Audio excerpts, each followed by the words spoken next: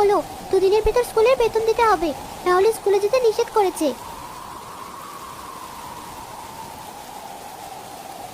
এবার বাড়ি যেতে হবে, কিছুই দেখা যাচ্ছে না, সন্ধ্যা হয়ে এসেছে। বাকি কাজ কাল করব। সকাল ধরে কাজ করছি, আর যে হাঁটতে পারছি না।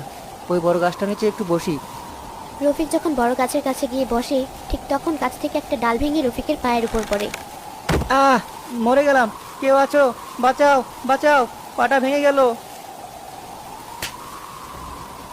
এই সন্ধ্যায় কে চিৎকার করছে মাঠে, দেখি তো।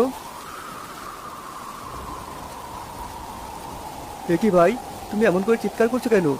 আর এই ঝড় বৃষ্টিতে মাঠে কি করছো সন্ধ্যার সময়? জমিতে কাজ করছিলাম ভাই, একটা ডাল ভেঙে পড়েছে পায়ের উপর। হাঁটতে পারছি না, যন্ত্রণা করছে পাটা। তোমার পা তো ভেঙে গিয়েছে, চলো তোমাকে কবিরাজ মশাইয়ের কাছে নিয়ে যাই।